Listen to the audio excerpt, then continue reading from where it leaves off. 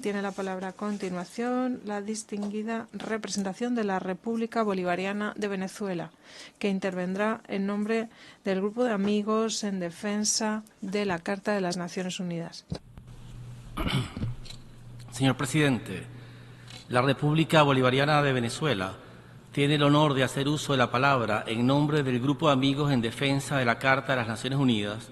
cuyos Estados miembros se unen a la comunidad internacional en la solemne conmemoración del 80 aniversario de la histórica victoria de nosotros los pueblos sobre el nazismo, el fascismo y el militarismo en la Segunda Guerra Mundial. Aprovechamos esta oportunidad para reflexionar no solo sobre los sacrificios del pasado y honrar a todas las víctimas de aquella devastadora conflagración mundial, sino también sobre la responsabilidad permanente de la comunidad internacional y de las Naciones Unidas en su conjunto de defender los principios que surgieron de aquel momento crucial de la historia. Señor presidente, hace 80 años los estados que se autoproclamaron Naciones Unidas lograron una victoria histórica. De allí que no debemos olvidar el valor fundamental de la sentencia dictada por el Tribunal de Nuremberg y el Tribunal Penal Militar Internacional para el Lejano Oriente en la configuración del orden internacional basado en el derecho internacional. Al celebrar el 80º aniversario del final de la Segunda Guerra Mundial, debemos recordar a todas aquellas personas de diferentes países y continentes que sacrificaron sus vidas para eliminar el nazismo, el fascismo y el militarismo. Debemos recordar a todos aquellos que perdieron la vida en batallas, que murieron de heridas o de agotamiento, y debemos recordar también a todos aquellos que fueron torturados hasta la muerte en campos de concentración de prisioneros cautivos. No podemos olvidar que el asesinato y el maltrato de la población civil por parte de los nazis alcanzó su punto más álgido en relación con los civiles de la Unión Soviética, formando parte del plan para deshacerse de poblaciones nativas enteras mediante la expulsión y la aniquilación. Por lo tanto, reconocemos que estos crímenes atroces deben considerarse como un acto de genocidio contra los pueblos de la Unión Soviética. Además, el encuentro de hoy nos brinda también una oportunidad privilegiada para rendir tributo a la memoria de los millones de personas, hombres, mujeres, niñas y niños, que contribuyeron a la lucha contra el nazismo con su trabajo heroico cotidiano en el frente interno y que resistieron a la maquinaria militar nazi, así como a las personas de todas las sociedades asoladas por la guerra, que sufrieron o perdieron la vida a causa del hambre y las enfermedades derivadas del azote de la guerra. También recordamos en este contexto que la Segunda Guerra Mundial tuvo repercusiones deleterias en muchos otros países que no participaron en la guerra, así como en sus pueblos, que también sufrieron inmensamente durante esos años. Señor presidente, en esta coyuntura crítica y teniendo presentes las lecciones de la historia, estamos convencidos de que es de la máxima importancia reafirmar el papel central del multilateralismo, cuya mejor representación es las Naciones Unidas, la cual sigue siendo el medio más eficaz para hacer frente a los complejos retos mundiales actuales y para evitar la reaparición de conflictos armados a gran escala.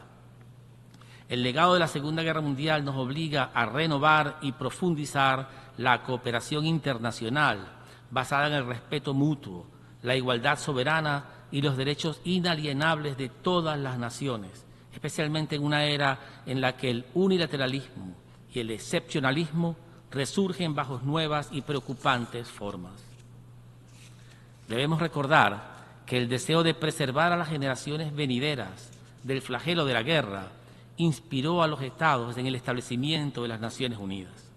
que predeterminó durante mucho tiempo el desarrollo de las relaciones internacionales contemporáneas y el futuro de nuestra civilización en su conjunto. Aunque las últimas décadas han revelado que este sistema no es perfecto, es importante subrayar que su éxito está en el haber logrado nuevas catástrofes globales,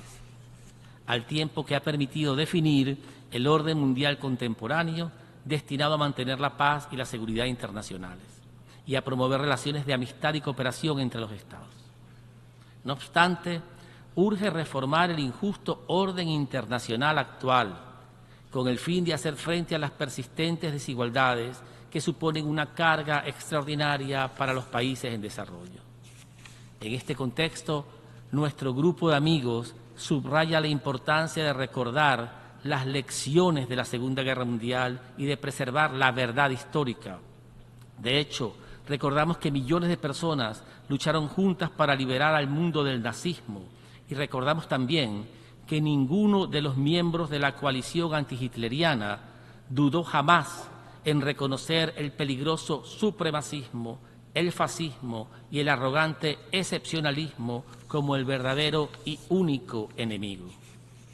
En consecuencia, rechazamos los intentos de reescribir a partir de motivaciones políticas los resultados de la Segunda Guerra Mundial o de revisar las sentencias del Tribunal de Nuremberg y del Tribunal Penal Militar Internacional para el Lejano Oriente. La manipulación de la historia en beneficio político constituye un grave obstáculo para la paz y la estabilidad internacionales. Y lo que es más importante, para la reconciliación. Lejos de ser inofensivas, las narrativas revisionistas deshonran la memoria de quienes murieron al tiempo que fomentan la división y la desconfianza entre las naciones. Como miembros responsables de la comunidad internacional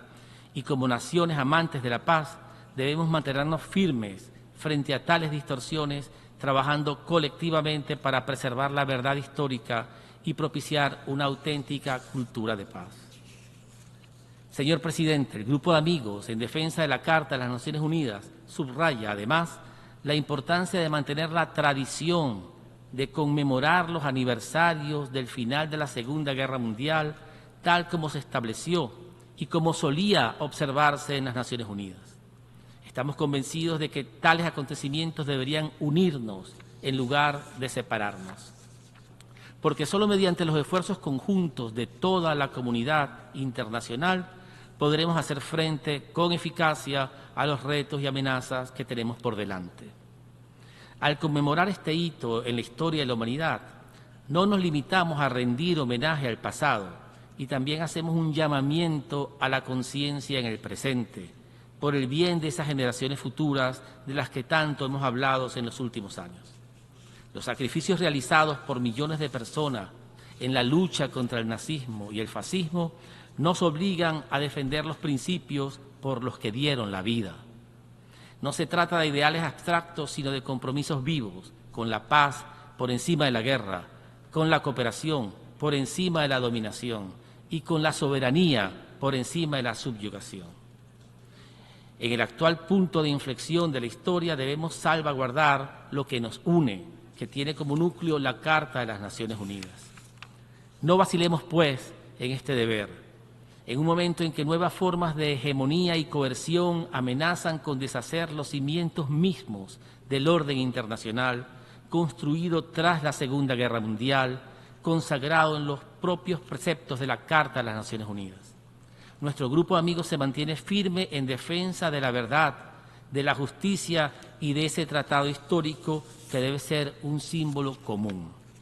La historia juzgará no solo las batallas que hoy recordamos, sino también el valor que demostremos en el presente para salvaguardar la paz que se logró con tanto sacrificio, dolor y esperanza por un mundo mejor. Muchas gracias, señor presidente.